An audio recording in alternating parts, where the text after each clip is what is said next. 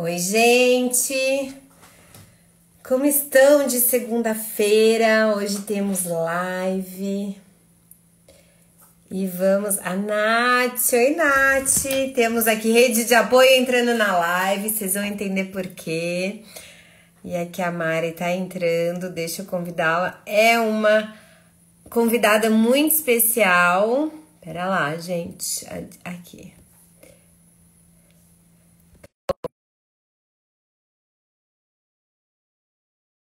A Sá chegou. Temos aí toda uma plateia, rede de apoio também, gente. Quem é a rede de apoio da Mari aí? Levanta a mão. Oiê, boa Oi, noite. tá dando para escutar direitinho? Tá sim, Mari, bem-vinda. Falou, Obrigada olha, pelo convite.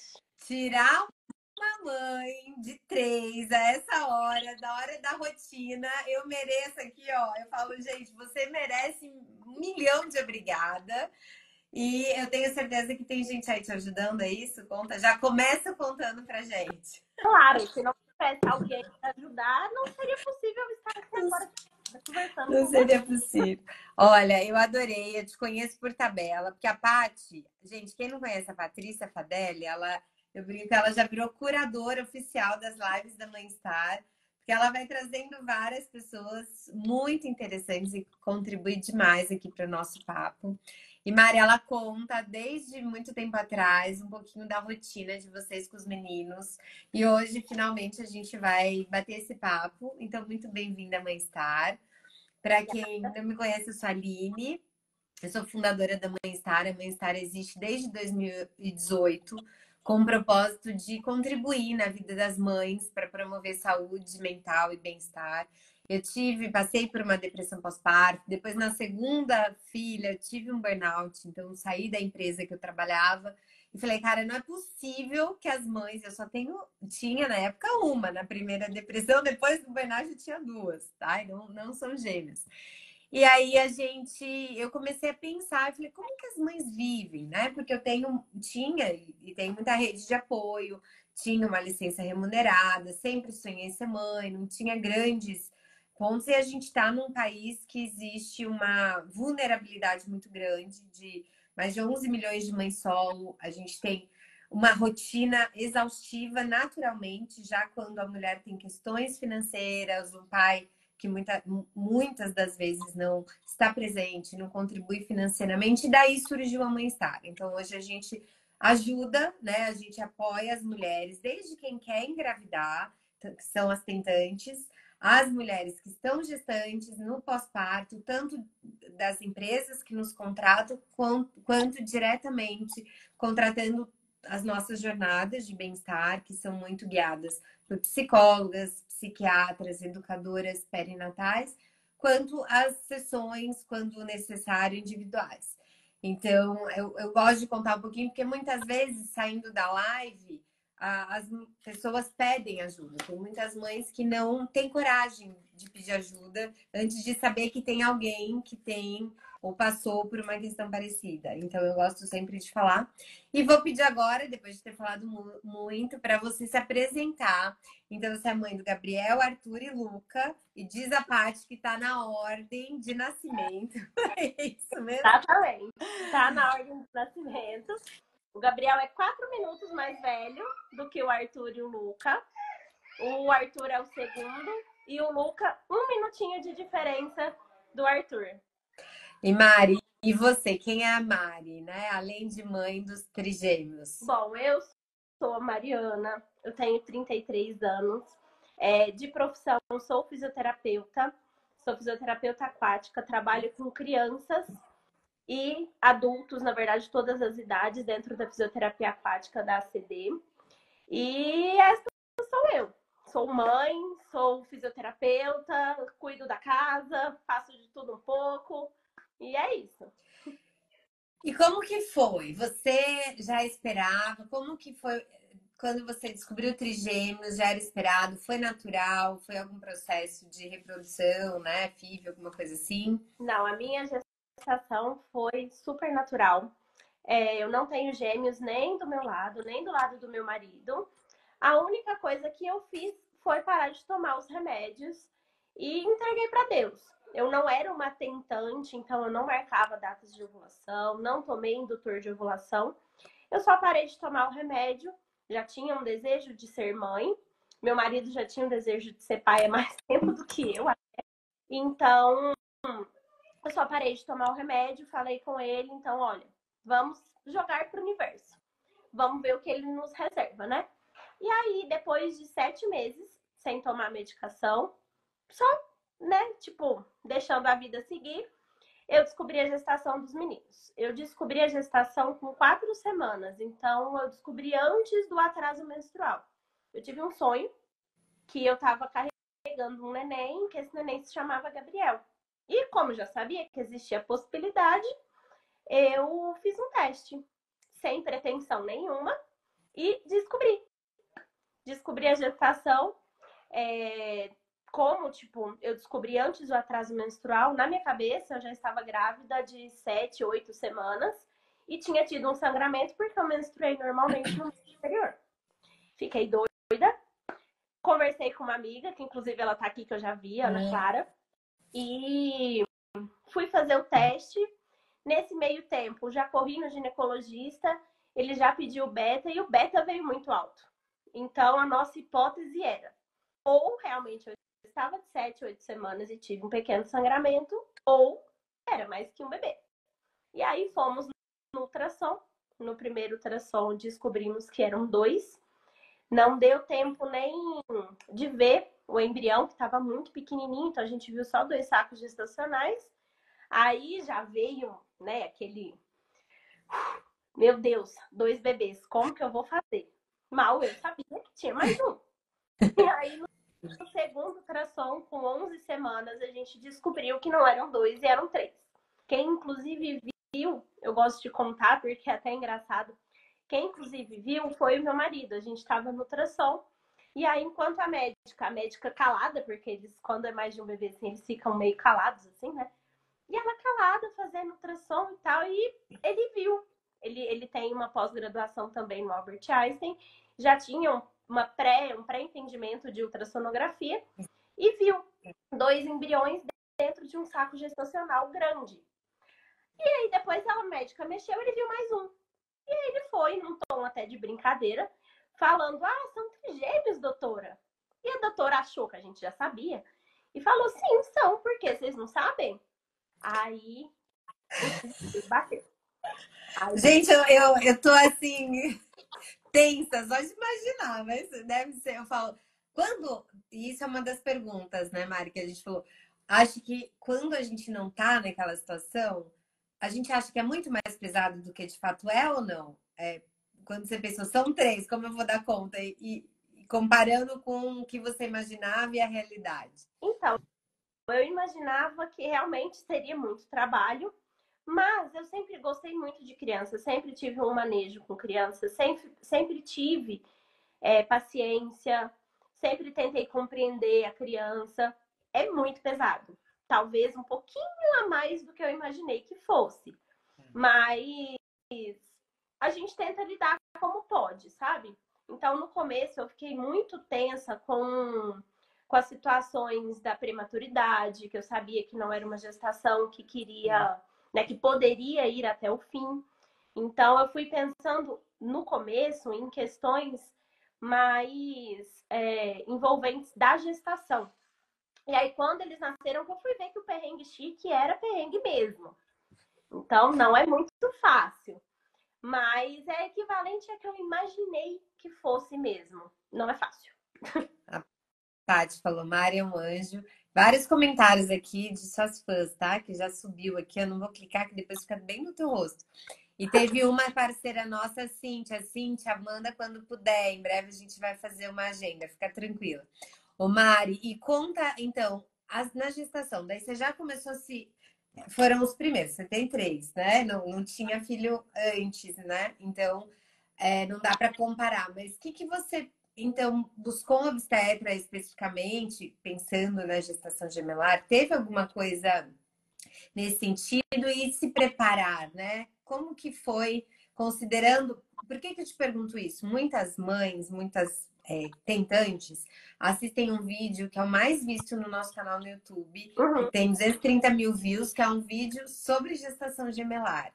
Não tem tanta informação muito boa, então eu não sei como que foi há 2 anos e 3 meses, né? Que os meninos têm, é isso? Isso. Já existia esse vídeo, não sei se você viu, tá?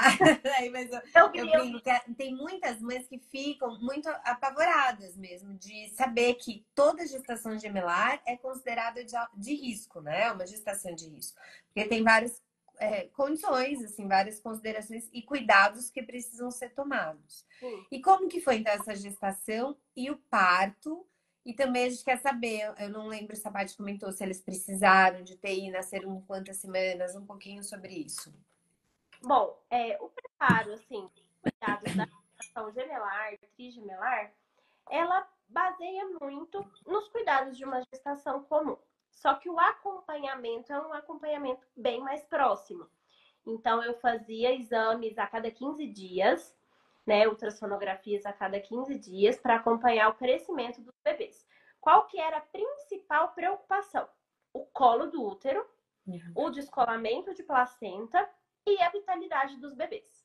Então, a gente sempre fazia ultrassonografias para ver se o crescimento dos bebês estava de acordo com a idade gestacional, se não tinha nenhuma restrição de crescimento, para ver se o colo se mantinha fechado, se a placenta estava baixa, na verdade, as duas placentas, porque eram duas placentas.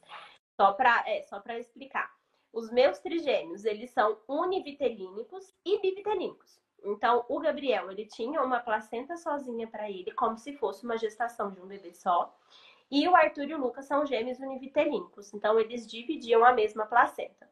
O Gabriel em si não era a principal preocupação. Quando a gente tem uma gravidez gemelar bivitelínica, que cada um tem a sua placenta, é uma gravidez considerada gemelar mais tranquila. Quando se divide a placenta em dois bebês univitelínicos, aí a gente tem que prestar um pouco mais de atenção. Então, eu fazia essas ultrassonografias para ver se as placentas estavam dando conta de nutrir os bebês, se eles estavam crescendo, se estavam tendo vitalidade, estavam pegando peso, e o colo do útero. Tem algumas situações que precisa fazer a cerclagem, né? Que é como se fosse costurar mesmo, a grosso modo falando, o colo do útero. E o pressário, que também é uma outra conduta. Quando o colo do útero está muito fininho, corre o risco de abrir. Então, o que tinha que acompanhar era basicamente isso. Então, são ultrassonografias de 15 em 15 dias para ver essas questões. Eu, Mariana, não tive nenhuma intercorrência durante a gestação.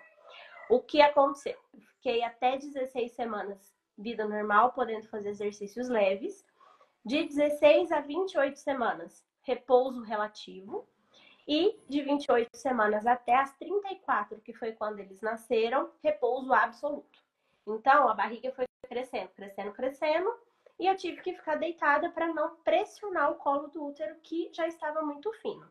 E a única coisa que eu fiz foi usar um comprimido de progesterona intravaginal para ajudar esse colo a fechar. Então, no meu caso, eu não tive nenhuma intercorrência durante a gestação.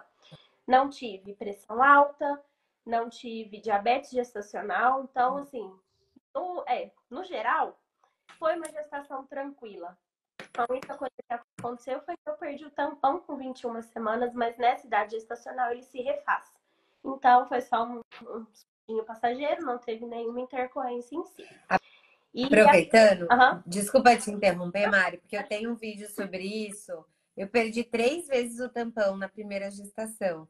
Muitas mulheres, às vezes, entram em contato com a gente na Mãe-Star com essa dúvida. Perdi o tampão, vou para o pronto atendimento? Já vai nascer? Então, pegando o gancho, não é sinal de que tá nascendo, óbvio. É um sinal de que o colo do útero ali tá se movimentando. Tem uma preparação, mas não necessariamente você tá entrando em trabalho de parto. Então, é legal você ter falado isso também, porque o tampão se refaz. Isso, o tampão se refaz. Tem só que acompanhar, porque se sair com algum sangramento, alguma coisa assim, e se tiver contração ritmada, aí sim, você está entrando em trabalho de parto. Exato. Caso contrário, o tampão isolado, tá tudo certo. Mas sempre é bom consultar o médico, né? Tirar as dúvidas, claro. consultar entra, né, para ver se tá tudo bem mesmo. E aí, com 32 para 33 semanas, eu internei. Então, eu fiquei no hospital até os meninos nascerem. E lá, sim, a gente fazia ultrassonografias todos os dias. E cardiotoco, que também é um exame feito pelas gestantes para acompanhar os batimentos cardíacos, né? Como se fosse um eletrocardiograma do feto. E aí eu fazia esse 3, 4 vezes ao dia. E aí a gente foi acompanhando. Como eu estava no hospital, a gente conseguiu pegar uma restrição de crescimento do Luca bem no início. Então, a nossa estimativa era chegar a 35 semanas e meia, mas eu consegui pegar uma restrição de crescimento bem no início do Luca, e aí a gente conseguiu fazer a cesárea sem maiores intercorrências. Por isso que deu tudo certo. Eu estava muito bem assessorada, então eu fazia ultrassonografias diárias. Então foram 34 semanas que eles nasceram, isso? Eles nasceram de 34 semanas e 5 dias. E quase 35. Nasceram com que tamanho, Mari? Por curiosidade, peso, né? Isso, o Gabriel nasceu com 2,20 kg. Então, o Gabriel, ele não precisou de ficar na UTI neonatal. Ele foi pro quarto direto comigo. Ele ficou internado 12 dias para acompanhar o ganho de peso, mas ele não ficou na UTI. A gente teve a nossa primeira hora juntos. Ele foi direto pro peito, foi muito humanizado. Então, eu já amamentei ali no primeiro momento, o Gabriel. O Arthur nasceu com 1,555 kg. Ele sim já era menorzinho, já era esperado por serem univitelinos, né? E aí ele também não teve intercorrência nenhuma, ficou comigo enquanto eu estava na sala de parto e depois foi encaminhado para UTI para ganho de peso, só para ganho de peso. O Luca, que já estava com uma restrição, ele nasceu um pouquinho cansado, precisou de suporte de oxigênio só, e ele nasceu com 1,495. Ele também foi para UTI neonatal. A princípio, por causa da... que nem a Dani disse, o cisquinho. Ele tem menor... E ele foi para UTI neonatal, a princípio, para controlar esse suporte respiratório para ganho de peso. Eles ficaram 26 dias na UTI neonatal, porque durante esse processo, os dois pegaram uma sepsemia, né, uma infecção, por causa de um catéter que fica no cordão umbilical do bebê. E aí a gente teve que ficar um tempinho a mais para tratar essa infecção. Graças a Deus a gente não teve maiores intercorrências. E aí foi tratada a infecção, eles aprenderam a mamar, tiveram que fazer frenectomia, que é o piquinho do freio, né, da linguinha. E aí começaram a mamar e a gente foi para casa. Então os foram 3 mamaram no peito? Você conseguiu amamentar? Como foi, Mari? Então, desafiador, né? Eu consegui até 3 meses. Legal. Só que a logística, o Gabriel saiu do hospital com 12 dias e os meninos ficaram até 26. Então, querendo ou não, eu tive que entrar com complemento para os 3. Porque enquanto eu não estava presente no hospital, eles tinham que mamar. Sim. E quando eu não estava presente em casa, o Gabriel tinha que mamar. E eu não tive leite suficiente para ordenhar, para guardar para o Gabriel, nem para ordenhar para os outros 2. Então, eu consegui fazer uma logística de revezamento de peito com mamadeira e ele conseguia amamentar até os 3 meses. Uma coisa importantíssima que eu tive foi uma consultora de amamentação que as minhas amigas do meu trabalho me deram de presente, que foi primordial, que é a Luísa, amo de paixão, que foi primordial em todo esse processo de amamentação. Então, ela me ensinou a amamentar 2 ao mesmo tempo, me ensinou a fazer a amamentação com a sonda, que para estimular a produção de leite. Então, foi extremamente essencial e importante. Eu até deixo essa dica para todo mundo, gente. Consultora de amamentação é vida. É vida. Eu acho que é o que é mais elogiado, né, Paty? A Paty que tá aí, que trabalha com a gente. Que as mães mais se emocionam e agradecem. É inesquecível. É uma pessoa que você jamais vai esquecer, né? Na vida, de tanto que num momento muito desafiador. Que legal. Muito legal. E aí vocês foram para casa. E aí vida real, né? Como... Aí, vida real. Aí, vida real. Foi um perrengue. Eu tive o suporte da minha mãe. Minha mãe veio para cá desde os mais ou menos com 30 semanas, quando eu entrei mesmo no repouso absoluto. E aí ela ficou comigo até os 6 meses de idade dos meninos. Porque o pai, meu marido, ele não teve uma licença paternidade estendida, que infelizmente para gêmeos, trigêmeos não existe. Ele teve que voltar, retornar ao trabalho. Então eu tinha que ter um suporte. E aí entra as minhas anjas da minha vida, as maravilhosas. Porque, para quem não sabe, eu moro em São Paulo e a minha família toda mora em Minas. A gente teve algumas, por exemplo, a minha prima, que é a madrinha dos bebês, veio, minha sogra veio, meu sogro veio, minha mãe veio, meu pai veio, mas não puderam ficar um tempo estendido com a gente. E a minha família paulistana são as minhas vizinhas maravilhosas, meus anjos de guarda da minha vida e as minhas amigas do trabalho. E elas que são a minha rede de apoio. Então eu falo assim, que entrando no assunto rede de apoio, a minha rede de apoio é uma corrente de amor que foi construída com pessoas em que eu não imaginava que fossem virar família, porque eu falo que hoje em dia elas são minha família, né? Então, rede de apoio é extremamente importante, extremamente. Eu acho que se eu não tivesse elas, eu não conseguiria, não conseguiria. É A extremamente. gente, na hora que eu fui divulgar sobre a live, eu falei, né, que a gente ia falar de rede de apoio. E tem gente que fala, pô, vocês falam toda hora de rede de apoio. Quem não tem rede de apoio? A gente tem que construir. E aí, porque a gente pode até conseguir sozinha, mas é muito difícil, é muito penoso, é muito cansativo e não é o ideal para ninguém nesse meio, porque é impossível uma pessoa dar conta de tudo sozinha, né? Que em geral é a mãe. Então, Mari, compartilha, porque pelo que eu vejo, você tem um sucesso muito grande na construção da sua rede de apoio. Eu vejo pelo amor que a Nath e a Paty, que são duas da sua rede de apoio que eu conheço, né? Com os meninos que devem também ser encantadores. Então, é uma coisa muito gostosa delas fazerem, mas elas se veem como rede de apoio para viabilizar que você consiga fazer coisas, inclusive. Como que foi essa construção e o que você acredita que foi um fator de sucesso? A tua postura, a postura delas, escolher, houve uma coisa, ou foi meio que se formando de, tipo assim, aleatoriamente, sabe? Como que foi isso? Porque a gente tem muitas mães que não pedem ajuda, que estão ultra sobrecarregadas, que pedem ajuda para desconhecido e reclamam, né, no Insta, desabafam, falam com a gente no WhatsApp, mas tem dificuldade em falar com uma vizinha, com uma amiga, com uma prima, com uma irmã, com a avó, enfim. Como que foi isso para você? Então, eu sou o tipo de pessoa, quem me conhece a fundo sabe, que eu sou muito de ajudar e não sou o tipo de pessoa que pede ajuda. Igual você disse. Eu achava que, não, eu vou dar conta, tá tudo bem. Realmente a gente não dá conta de tudo. Não. Com um bebê, com 2 bebês, com 3 bebês, gente, a maternidade, ela dá um boom de 360, assim, na nossa vida, que a gente precisa pedir ajuda. Eu aprendi, os meus filhos me ensinaram que a gente precisa de pedir ajuda. E minha rede de apoio, ela se formou, eu costumo dizer que foi realmente um elo de amor, foi tudo muito natural. As minhas vizinhas, eu morava num condomínio, e as minhas vizinhas, de cruzar, assim, a rampa, começaram a me ver, que eu estava gestante e tal, e a gente começou ali uma conversa, e foi tipo, foi empatia atrás de empatia. Eu tenho a minha rede de apoio formada unicamente pelo amor, assim.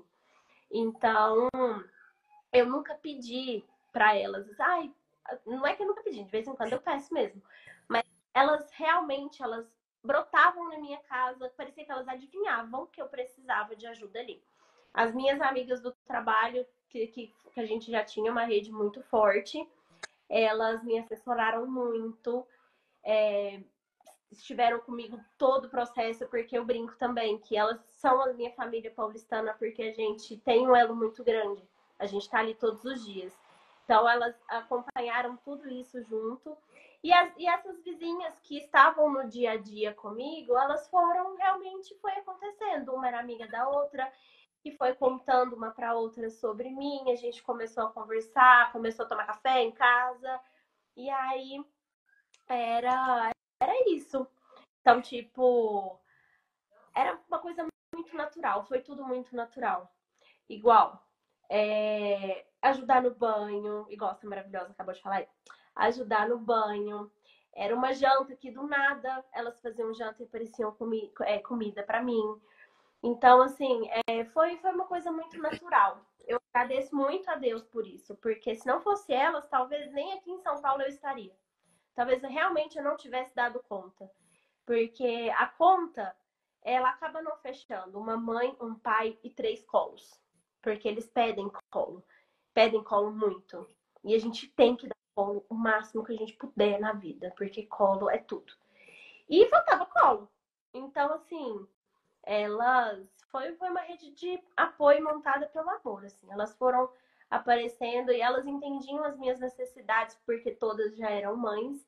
Então elas entendiam as minhas necessidades antes mesmo de eu pedir. Então elas apareciam. Elas só apareciam. E até hoje é assim. Então, elas ainda continuam sendo rede de apoio, busca na escola quando a gente não consegue, fica com eles para a gente poder fazer uma live. Sim. É maravilhoso. Ela foi construída assim, pelo amor e pela empatia. Eu acho que uma foi brotando, a outra foi brotando. Eu tenho até uma rede de apoio teens com os adolescentes. Eu tenho uma rede de apoio de adolescentes maravilhosos. Então, assim, é Sim. Não, a Dani colocou aqui, ó. Eu acho que quando a gente gosta de alguém, a gente não precisa esperar um pedido. A gente pode se oferecer sem ser invasiva, levar uma janta para a mãe, para o pai, ajudar na hora do banho. Exatamente. Sabe que antes da gente, quando a gente decidiu virar uma empresa, eu ganhei no meu pós-parto, no puerpério, de 2 amigas muito queridas. Elas foram e levaram tipo um café da tarde, assim. Elas puseram a mesa, colocaram os pães, colocaram. E era pandemia, tinha acabado de. Começando, ainda não estava decretado, né? Fevereiro de 2020. Aí uma fisiopélvica dela me avaliou, enquanto a outra segurava o bebê, que também é obstetriz. Elas entendem. Eu falo, gente, eu recebi um cuidado, mas tão incrível. Daí uma outra amiga nutricionista que tinha uma casa de bolos, levou um bolo. E me veio uma ideia nesse, que foi a primeira ideia de negócio da Mãe Estar, de criar o chá da mãe. Que era assim, ao invés de presentear o bebê, presentear a mãe. Porque você quer presentear o bebê, cuida da mãe. Porque a melhor coisa do mundo para essa criança é a mãe tá bem, né? Óbvio, tem todo o pai, todo um contexto, mas sim. primeiros meses de vida é muito, né?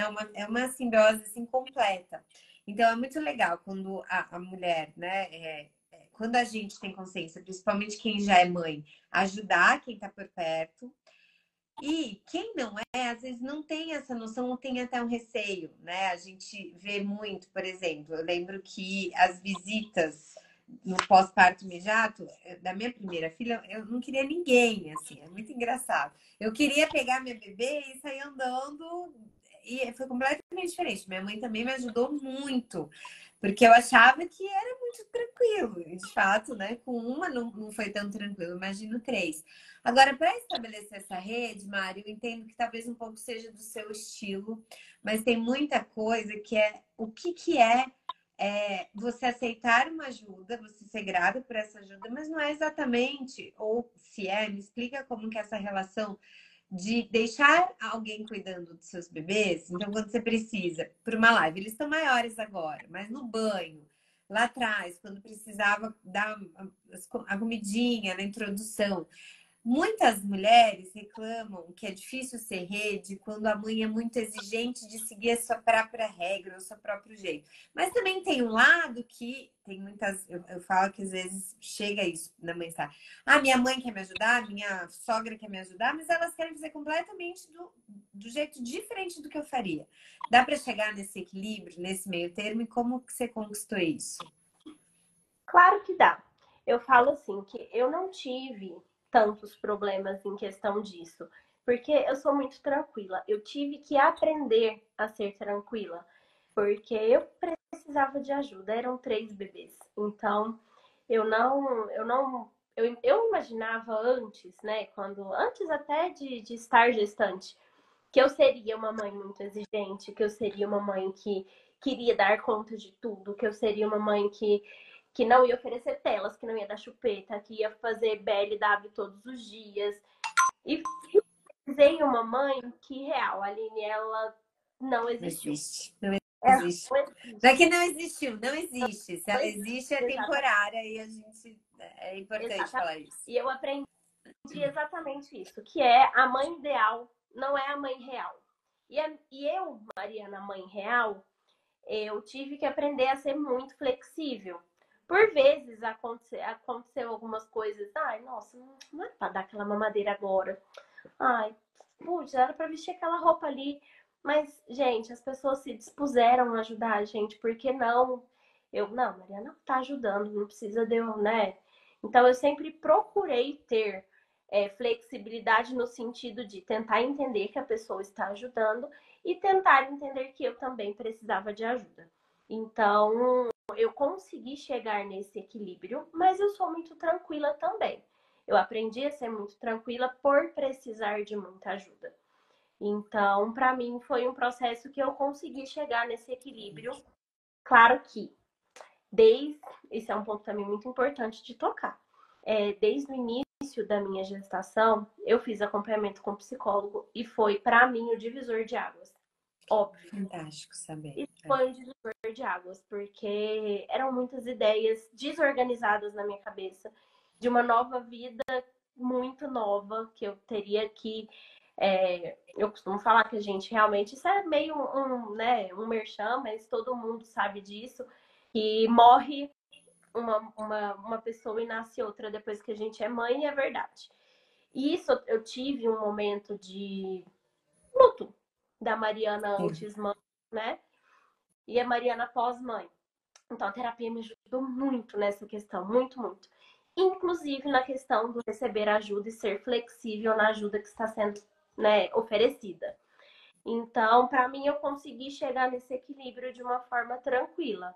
E porque eu não tive muitos problemas também. As pessoas que me ajudam, por exemplo, Daniela, maravilhosa, Luiz, Tá aí. maravilhosa, os meus times também que eu vi que entrou aí, Giovana, Laura, Gustavo, eles sempre foram muito, a Flávia, mãe deles, sempre foram muito ponderados. Então, eu não tive muitos problemas quanto a isso.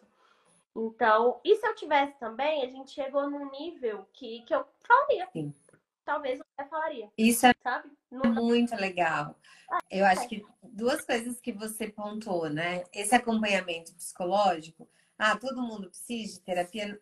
Assim, né? Eu defendo que é muito interessante considerar, porque a gente sempre tem processos enfim, pontos a refletir e conhecer a gente mesmo para poder sempre progredir.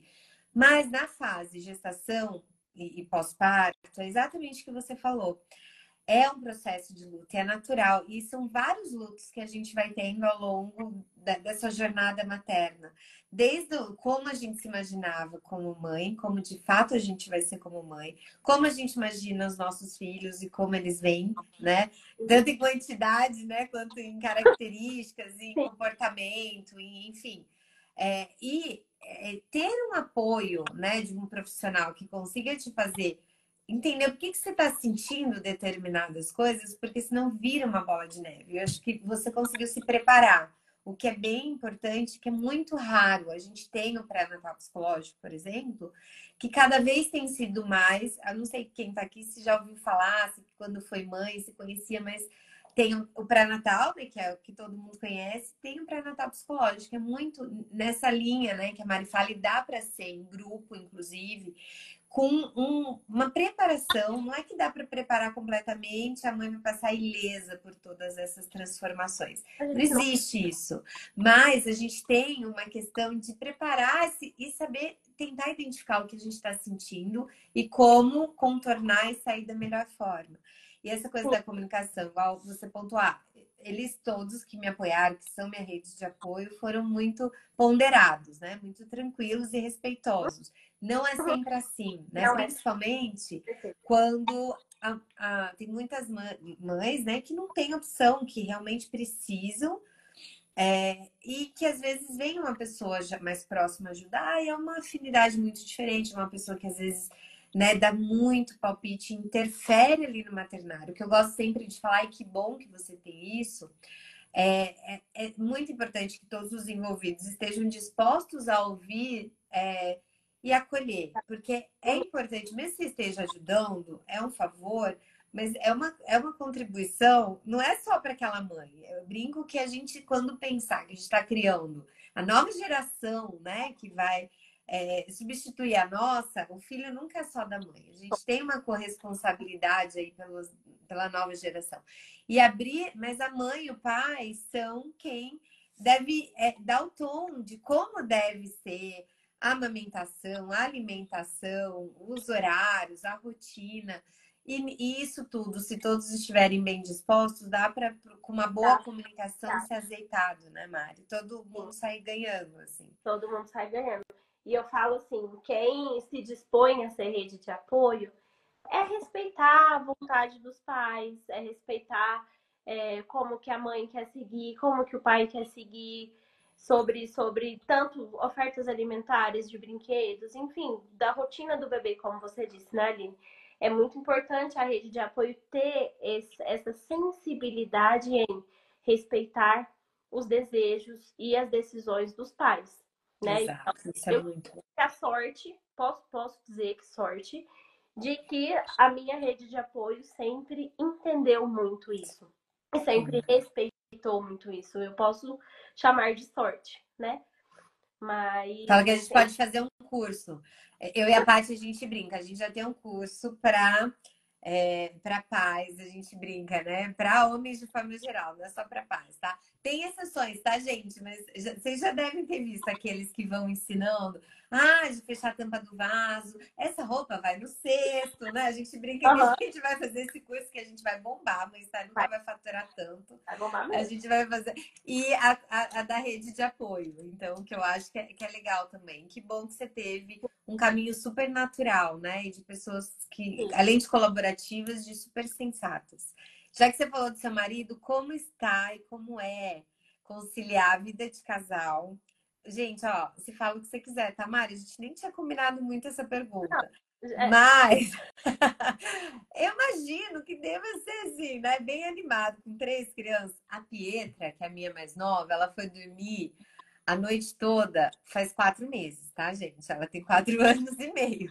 Então, como que é aí você e o marido, né? Como que vocês se organizam nisso, em dar toda a atenção, enfim, aos meninos e estarem como um casal? Tem dado, tem conseguido? Como que é isso? Agora, na fase que eles estão, a gente consegue mais. O Matheus, ele assim, ele foi. Cara, ele foi um país. Ele é um paizão, né? Ele se transformou de um jeito que eu, particularmente, não imaginava que fosse. Graças a Deus. Ele é um pai extremamente participativo. Ele faz tudo. Ele faz tudo. Na verdade, ele faz o papel de pai, né? Ele faz tudo. Então, ele participa de toda a rotina das crianças. Ele dá banho, ele faz comida, mamadeira, troca fralda. Assim, talvez pelo número de crianças ele devesse ser um pouco mais participativo. Acredito que não. Eu acho que ele só tá fazendo o papel de pai. Porque pai não é ajuda, gente. Pai não é rede de apoio. Pai é pai. Costuma Exato. ser isso, né? Desculpa se eu falei alguma coisa, mas para mim é isso. E ele foi super participativo e é super participativo na rotina dos meninos o tempo todo. A questão de dormir. Eles ainda não dormem a noite toda. Para mim e para ele, eu acho que é o maior desafio de todos os desafios desde o início da maternidade é a privação de sono. A gente teve uma privação de sono, ainda temos, já melhorou bastante, mas eles ainda acordam. Mas a privação de sono desde o início era desumana quase. A gente não dormia praticamente. Ele tinha que trabalhar o dia todo, chegava em casa, ele ia para a função papai. Então a gente tentava poupar um pouco mais ele à noite, mas não dava, ele tinha que ser participativo ali. Então, durante o dia eu não conseguia tirar cochilos, a minha mãe também não. Foi chegando um ponto que a minha mãe já estava com um pouco mais de energia desgastada, então a gente tinha que ir repondo as nossas energias, eu e ela. Então, a privação de sono foi o que mais atrapalhou. Hoje em dia, enquanto casal, a gente já consegue, a gente já montou uma rotina, que rotina é outra coisa imprescindível para tudo dar certo, né? E a gente já conseguiu montar uma rotina em que a gente consegue colocá-los para dormir e a gente tem um tempinho nosso à noite. Então, esse tempinho nosso, por vezes a gente acaba dormindo junto com eles, mas a maioria dos dias a gente tenta deixar pra gente mesmo, jantar juntos, sentar, conversar, assistir um seriado juntos. E isso a gente colocou como parte da rotina diária. Então, todos Maravilhoso. os dias, depois que eles dormem, a gente tem um tempinho nosso. Que seja para conversar, para ver o seriado, para jantar juntos, às vezes discutir, que também, né, tem esse momento, mas ali a gente tem um tempinho só nosso. Hoje em dia, graças à escolinha, porque eles vão para a escola, né? Porque a gente trabalha, então eles vão para a escola, que é uma escola, eu já vi que a tia deles da escola tá aqui, linda, maravilhosa. É uma escola que eu posso chamar até de rede de apoio, do tanto que essa escola é maravilhosa. E eles construíram uma rotina que a gente segue em casa, então eles têm um cochilo de fim de semana muito bem estabelecido, que é o horário do cochilo da escola, que é um outro momento durante o dia que a gente consegue sentar, conversar, ficar juntos, enfim. Então, de fim de semana, a gente tem 2 momentinhos que a gente para tudo e que seja arrumar a casa juntos, que seja fazer um almoço, mas que a gente fique ali aproveitando aquele tempinho, aquelas 2 horas, 2 horas e pouquinha, para a gente fazer alguma coisa por nós. No começo isso não era possível, no começo era bem pegado. Mas agora a gente já conseguiu construir uma rotina porque a gente sentiu a necessidade disso. A gente tem que ser mãe, ser pai é uma função, mas como casal a gente tem que se encontrar também, faz parte, né? A gente não pode deixar a peteca cair, né? Mari, isso é muito legal, porque o Brinco a gente fala muito aqui, e tem um grupo, a Andrea, que é uma psicóloga nossa que trabalha muito relacionamentos, ela fez uma live como fica o casal depois dos filhos. E ela dá muitas dicas, bem isso que você falou, né? De que horas que os meninos dormem, geralmente? Ó, agora, por exemplo, entre 8h40 e 9h30 no máximo, tá todo mundo na cama. Que estabelecer exatamente isso, um horário, né, cedo, razoavelmente cedo, para que o casal tenha um tempo para si, para tudo. E o que eu acho legal que você pontuou, a gente arruma a casa juntos. Isso também é muito, tem sido, a gente às vezes tem um plano com enfim, com a mãe, com o casal, de exatamente colocar isso na rotina, de não ficar só para mãe, E que acontece muito frequentemente, de guardar os brinquedos, de arrumar a casa, porque aí, quando fica desequilibrado, fica muito de um jogar na cara do outro, né? E exato. isso, chegou nesse ponto, é crítico e é muito comum. Então, colocando, ninguém tá dormindo, ó, Paty, a gente já tá atrapalhando a rotina das bebês hoje. Gente, não tem problema. Um dia, tudo bem. Então, muito legal você falar isso e vocês construírem juntos, né? Outra coisa é contar com a escola e seguir a rotina. Uma coisa que eu nunca consegui fazer é cumprir muito à risca a rotina do fim de semana, mas quem cumpre, eu acho que uma vez ou outra vai fugir, mas em geral, quem cumpre os horários de soneca, os horários, principalmente nessa fase, né? Até uns 4 anos, que eu acho que pega mais isso do sono, acaba sendo mais leve, né? Quando você tem alguns abusos, assim, digamos, no outro dia você brinca. Eu tenho a Ana Carolina Solveig, que ela é de stand-up, ela fala desse mundo de maternidade. Ela fala para cada Vale Night que amanhã tem que ter um vale dormir até meio-dia no dia Com seguinte, porque certeza, senão, vai, não, vai senão ela ganha o Vale Night. com E aí? certeza. Então é isso, né? Ô Mari, que então, olha, a gente falou de rede de apoio, de ajustar expectativas. Então, assim, cara, você achou que daria conta de tudo, que seria muito mais, né, você, enfim, e a realidade é diferente, então a gente ajustar. Apoio psicológico, né? Ou quem não puder, não tiver condições, tanto financeiras, ou não tiver afim de fazer um acompanhamento psicológico, encontrar pessoas com quem você consiga desabafar. E isso, a gente, mulher, a gente faz com muito mais naturalidade e frequência. Eu Exatamente. tenho. falado cada vez mais para as mulheres incentivarem os companheiros e para os homens, né, irem atrás de com quem falar, né? Não Exato. tenha vergonha, mostre os sentimentos, isso é importante, né? Eu brinco que a gente precisa de mãe terapia. Na minha gestação, eu tive uma amiga, até hoje, não só na gestação, até hoje, uma amiga em que eu me apoiei, que eu me joguei, desabafei, perguntei, que é até madrinha do Luca hoje em dia, que é minha amiga, muito amiga, né? Então, eu sempre, quando eu tenho uma amiga gestante próxima, eu sempre ofereço mãe terapia, porque a mãe terapia também é muito importante. É igual você falou, a gente procurar pessoas que possam nos ouvir, né? Então, não é questão de, ai, faz isso que comigo funcionou, não é isso. É questão de ouvir a outra pessoa que tá precisando conversar, né? Então, eu sempre ofereço para as minhas amigas grávidas que estão com bebês pequenos, ou até que já estão maiores do que os meus. É muito interessante a gente conversar entre si.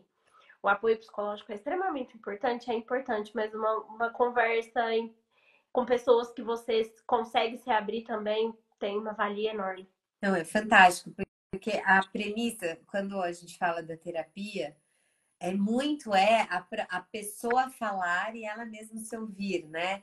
E o processo de elaboração a partir do que está sendo falado. Então, toda vez eu brinco que quem está perto de mim não aguenta mais que eu repito 1 milhão de vezes a mesma história quando aquilo está me angustiando, que eu falo.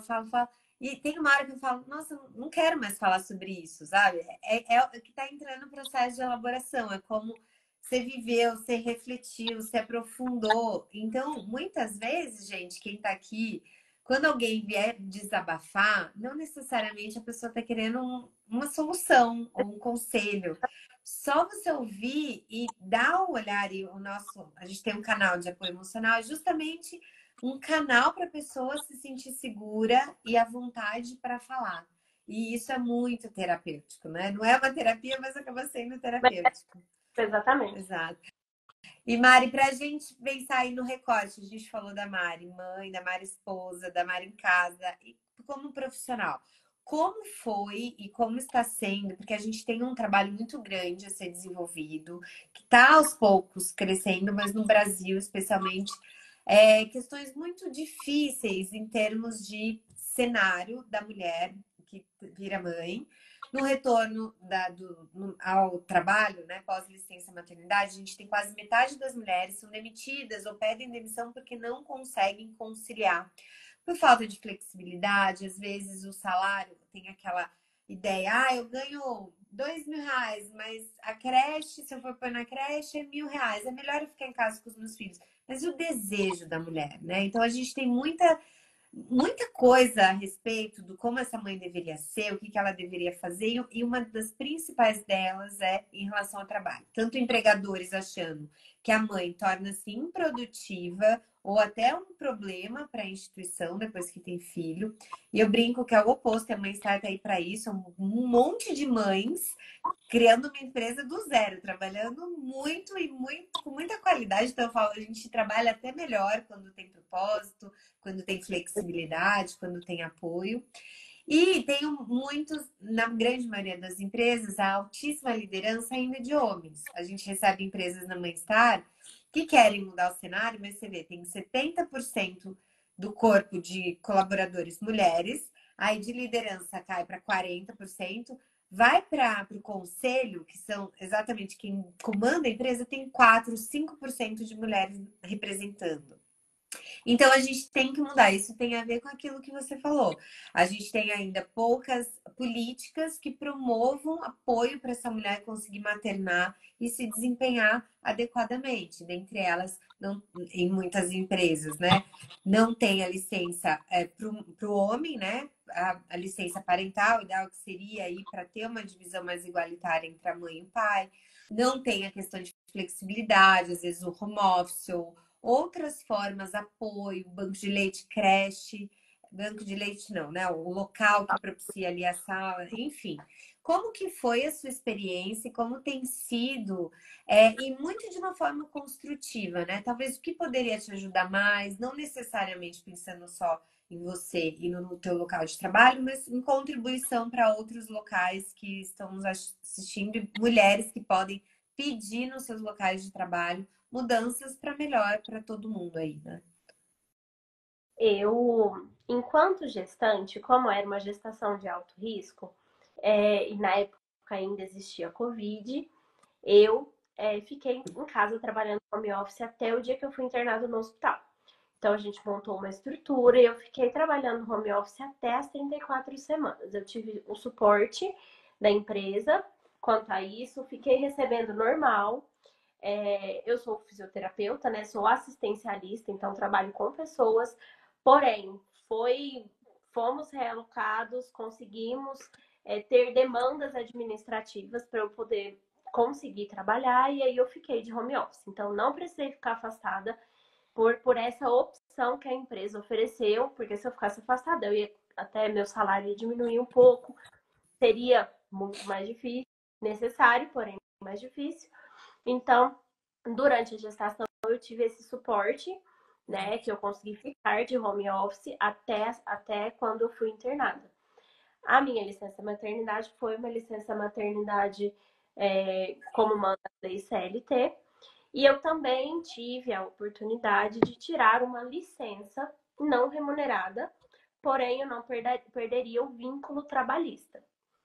Ajudou, porém na questão financeira apertou um pouquinho. Graças a Deus a gente ainda tem muito apoio dos avós, porque os gastos financeiros são sim muito grandes.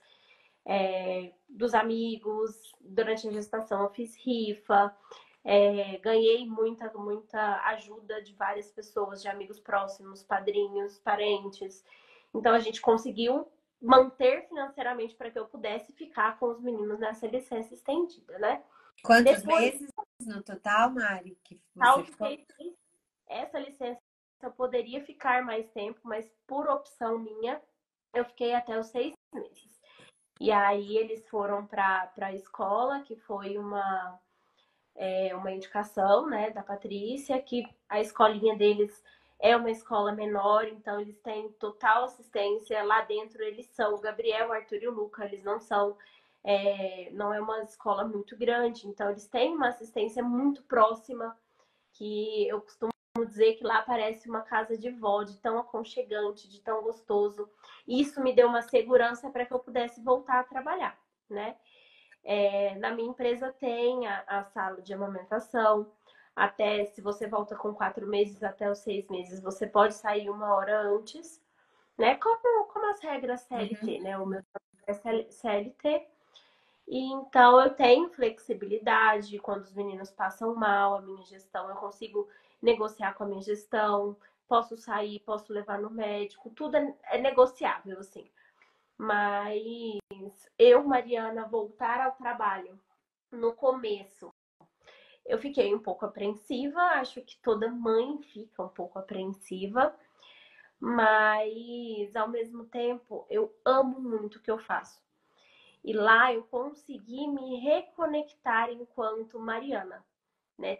Sair um pouco do cenário mãe dos trigêmeos para voltar ao cenário Mariana fisioterapeuta. Lá eu me sinto tipo Mariana fisioterapeuta, e como você disse, depois da maternidade, eu acho que até os meus atendimentos com as crianças mudou um pouco. Eu acho que a gente fica mais sensível, a gente consegue pegar ali uma sensibilidade, um desejo da mãe, algo que a família traz pra gente com mais sensibilidade, porque muda, né, um pouquinho a chavinha, né, vamos dizer Muda. assim.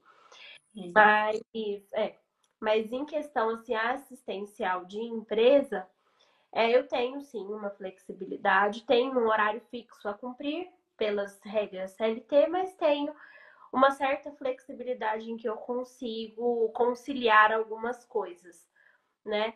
A vantagem que a gente tinha era que meu marido também fica de home office e a empresa dele também é bastante flexível em questão de ficar em casa, de olhar uma criança doente. Então, a gente conseguiu, nós dois, remanejar para que a gente conseguisse voltar ao trabalho. Infelizmente ou felizmente, eu não tive muita opção na questão volto ou não volto. Era necessário voltar pelas questões financeiras.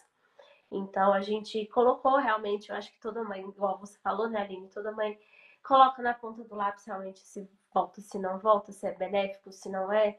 Isso é muito, né, da decisão da família.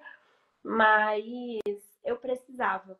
Eu precisava voltar, que os gastos são muito altos com as crianças. Então, mesmo que eles fossem para a escola, eu seria ainda mais benéfico eu voltar a trabalhar. E por questões assim, até emocionais, eu gosto de estar no trabalho, eu gosto de estar no trabalho e fazer o que eu gosto muito, né? Me sentir a Mariana fisioterapeuta, e isso pessoalmente eu gosto bastante. Então, assim, é isso. Basicamente é isso. E, de novo, é bem legal. Você está bem trabalhado, tá? Na psicoterapia e no autoconhecimento que você vai falando e já vai trazendo, viu, Mari?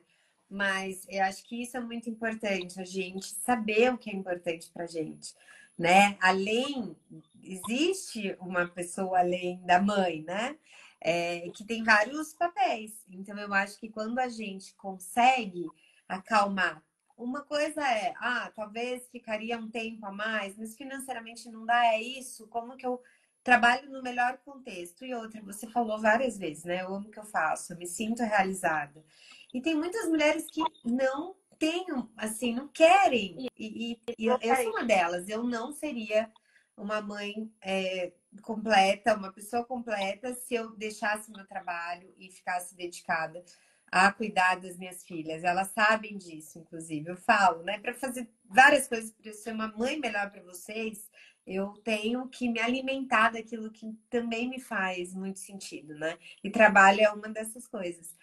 Então, olha, eu achei fantástico, assim, eu gostei muito de saber. Eu acho que teu jeito aqui na live, um pouco que a Paty fala, se a gente puder, quando a gente que já passou, né? Eu sei que palpite, enfim, é complicado, conselho, né? Se fosse bom, vendia, é um pouco disso.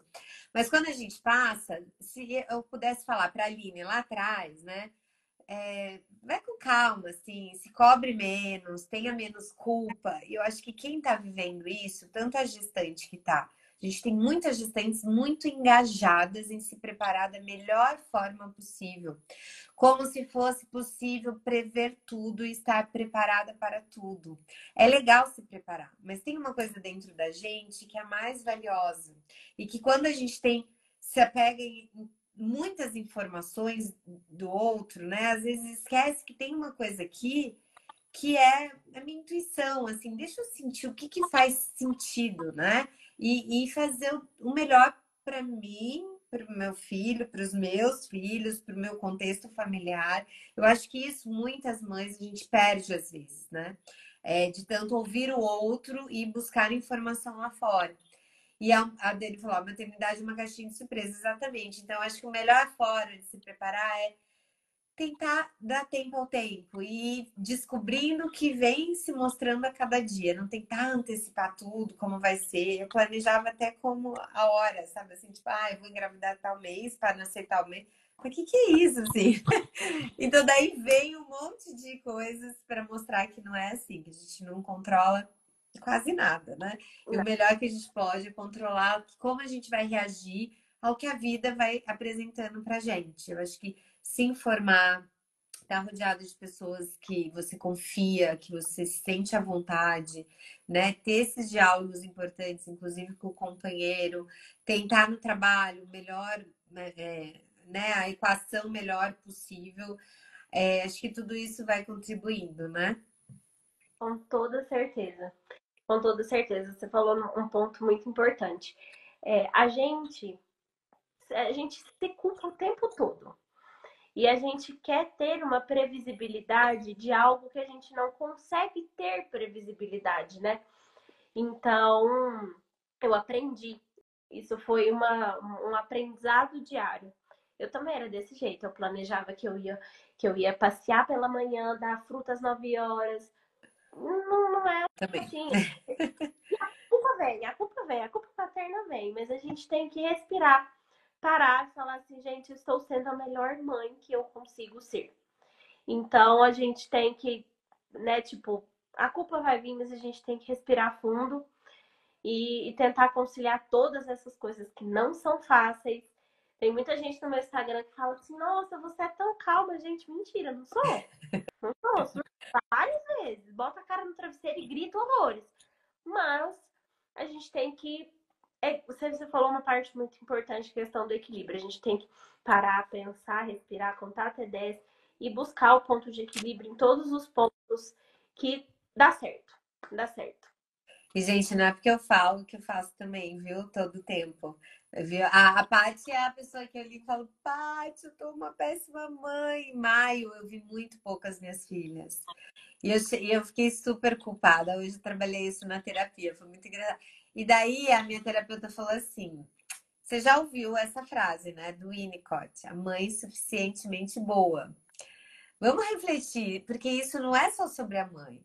Isso é bom para os filhos, né? Porque você dá, é como se você permitisse, né, que eles e as minhas, no caso, aprendessem, né? Que é uma pessoa que também tem falhas, que tem, né? Que não é perfeita. Imagina se fosse perfeita, que ela, os filhos, né? Iam ter uma cobrança, uma coisa que então é ali que dá para permitir que essas crianças também cresçam com o exemplo de que dá para vulnerabilizar-se, né? De dá para construir algo diferente.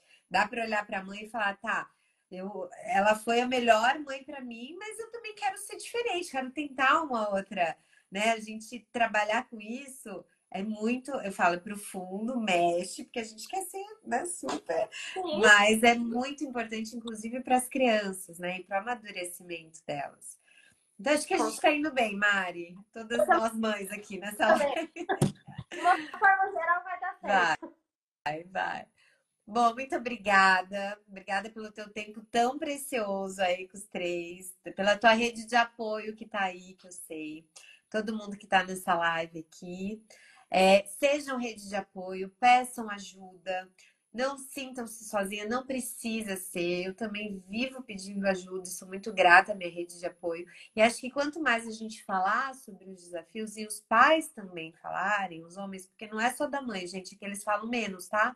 Mas eu acho que é muito importante a gente cada vez normalizar mais isso, né? De que os homens também sentem, têm questões, porque daí não é só a mãe que passa por questões, a gente é toda uma rede de cuidadores. Então, quem gostou, compartilhe, vai ficar salva essa live. Depois a gente vai compartilhar também no YouTube. Quem não conhece a Mãe Star, segue a gente, indique para as mães. A gente tem o Clube Mãe Star, para desde tentantes até mães com bebês, com crianças de 6 até 6 anos a gente já tem, e vai ser até 12 anos no futuro, breve. Manda um oi para a gente no WhatsApp, quem quiser conhecer, que a gente libera aqui pela live com a Mari, um mês grátis do clube para quem quiser participar. Daí a gente faz o voucher, Mari, do seu nome para sua rede, tá? Daí Tá depois bom. você divulga lá. E foi um prazer, adorei te conhecer ao vivo, assim, né? Ao vivo, né? Pela live. E um beijinho nos meninos. Se você quiser dar um tchau aí pro pessoal, tem um monte de seguidoras e rede de apoio sua aqui. Tem vovó aqui, tem rede de apoio aqui, tem tia da escola que também é rede de apoio. Gente, muito obrigada. Obrigada pelo convite, Aline. Eu também sempre quis te conhecer pessoalmente. O pessoalmente vai vir. Vai vir. Vai, também. Vou Vai. aí ficar com os meninos para você fazer um Vale E Night, tá bom? que a gente reúne tudo. Isso aí. E eu queria agradecer o convite, falar, gente, o trabalho da Mãe Star é maravilhoso. Seguem mesmo, real. É maravilhoso o trabalho que vocês todos fazem, viu? Parabéns. É um trabalho Obrigada. maravilhoso e essencial, na verdade. É Parabéns. isso. Tem Tivó também, desculpa, Tem Tivó, Tivó, desculpa. isso aí. Super Tivó, participativa. ó, Tem o vovô. Obrigada a todos, Maravilhoso. gente. É isso, gente. Boa noite, bom descanso, um beijo e até breve, Tchau, gente. Boa tchau. noite. Tchau, Mari. Brigadão.